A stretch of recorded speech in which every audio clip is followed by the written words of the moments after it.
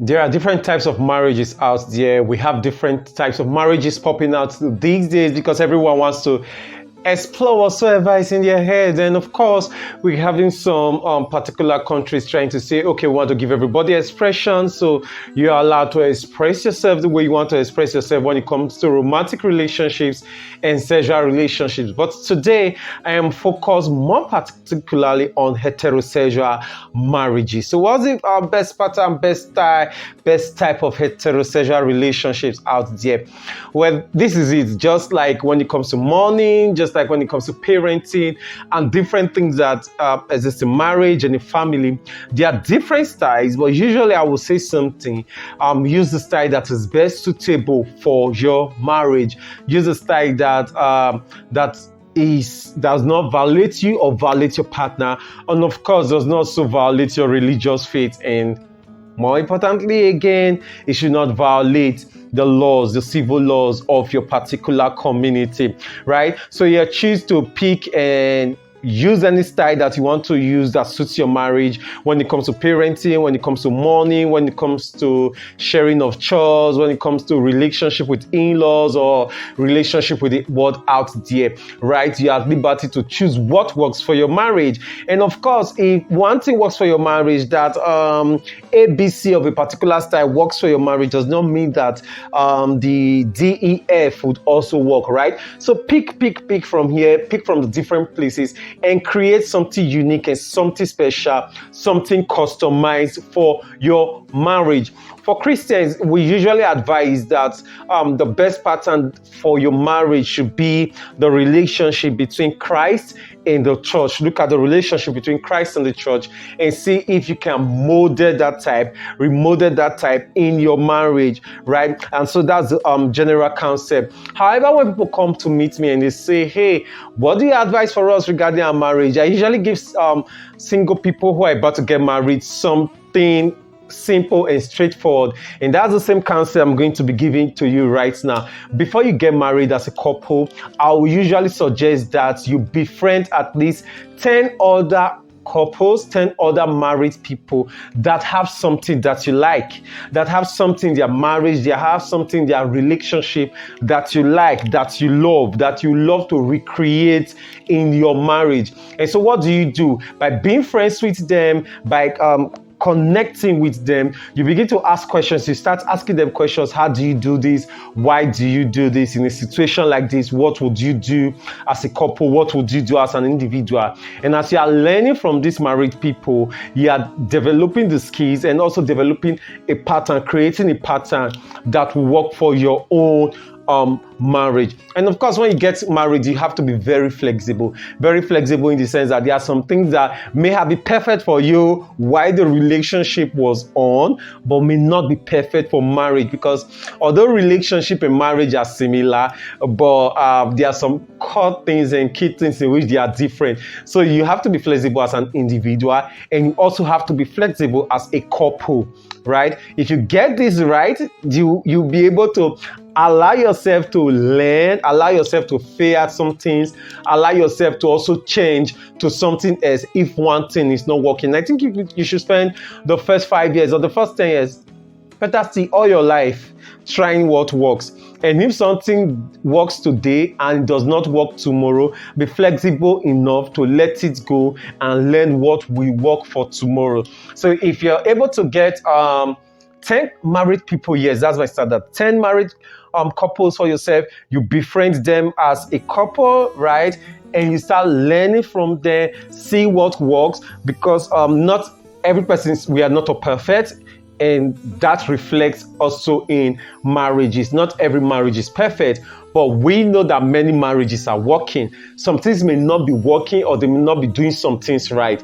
Your responsibility is to focus on the parts that they are doing right, find whatsoever that they are doing right, whatsoever is working for them, and try to see if you can recreate that or remodel that in your own marriage, right? In recreating that in your own marriage, you may want to adapt it to the realities of your marriage.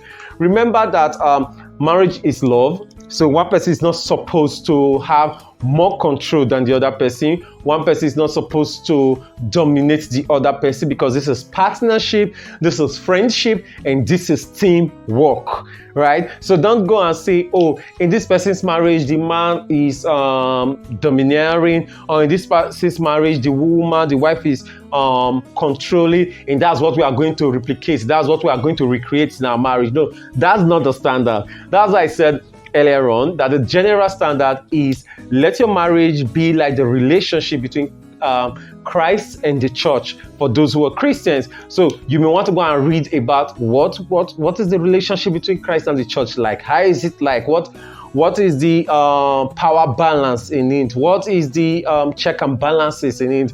What is the what is it like? What is communication like? What is harmony like for them, right? And see and use that as your general standard. But then you have to adapt it to the realities of your marriage, and that is where you have to look for 10 other couples who are living the reality that you want. There's a reality that you want right now. I believe there's a picture in your brain. There's something you want to have in your marriage, right? And interestingly, there are at least 10 marriages out there that have it. You may not necessarily find those kind of people around your immediate local community, especially if you are someone who wants to break out of the norm, if you're someone who wants to break out from the traditions of your religion, of your local assembly, of your local community and the rest. So everybody here seems to do marriage this way. I don't think this is good enough. I don't think this is what God expects of me. I don't think this is this shows sufficient love to my spouse. This shows sufficient love to my partner, right? So you may now want to look out there and find people who have what you are looking for. You may have to look for such authors, such writers, such speakers, and see how you can create it. Do not give up. Yes, do not give up, because sometimes it could take several years for you to finally recreate it in your marriage. Remember that your partner, your spouse in this particular situation is a different person entirely. The two of you are two different worlds, two different personalities fusing into one relationship, into one union called marriage, right? So when you have this understanding, and of course you're different from that other couple, like you don't want to come up with, why can't we be like the Johnsons? Why can't we do like so and so people? No, you're different. You have to let yourself learn it. Some of these things have to do with character. Some of these things have to do with behavior. Some of these things have to do with mindset that you have to change over time.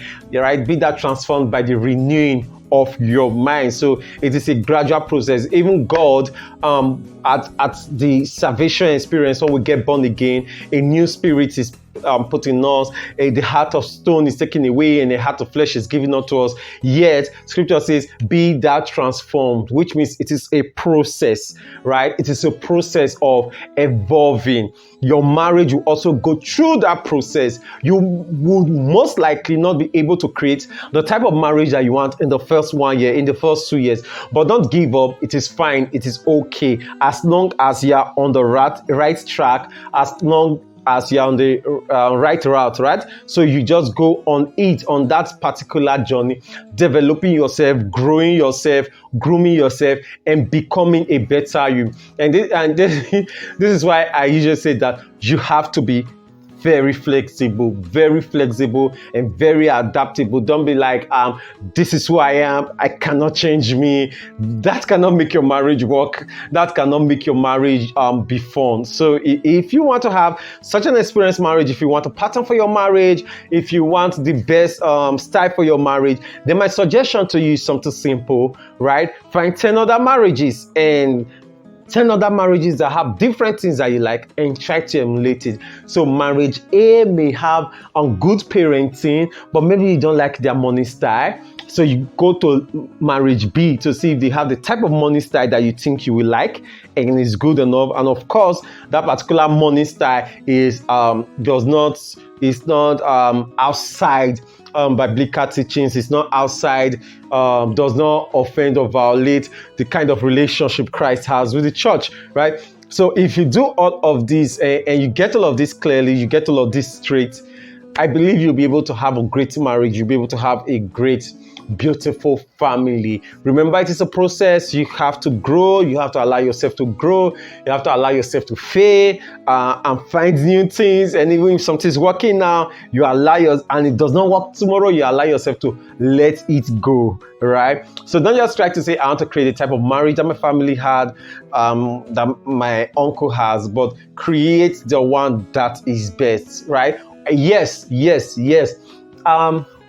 Somebody can be a very good role model. Like I usually tell people that when it comes to parenting, my first role model is my father. When it comes to marriage, my first role model is also my father. And that's because I have reviewed more than 50 other marriages. I've been friends with more than 100 different marriages. And I say when it comes to being a husband or when it comes to be a father, my father is still top notch compared to every other person. But that does not mean that I don't see things in this man that I want to create in my life, that I want to create in my marriage. So I still pick those things. Yes, my dad may be the number one example of it all, but then there are still some things in other people that are like, hey, I think I need to pick this and add to what I have, right? Add to your faith, as scripture says, right? So I want to pick this and pick that to become the best man, to become the best husband, to become the best father that I could ever be. So there's no best pattern,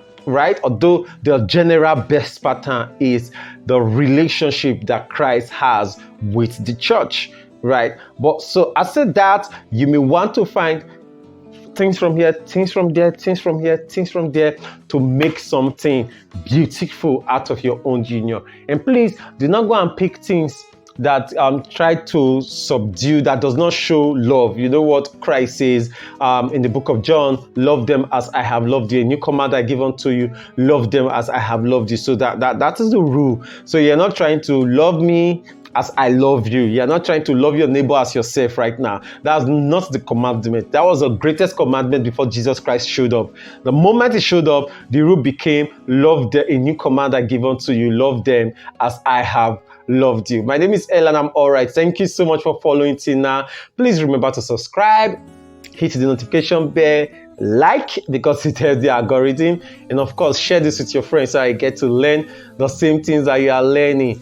We share videos here 3 times every week, and if you need any help, counseling, therapy, you could just contact us through the information showing on your screen, and be assured that I will attend to you.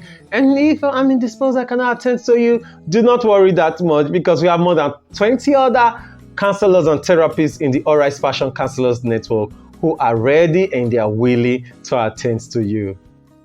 You rock.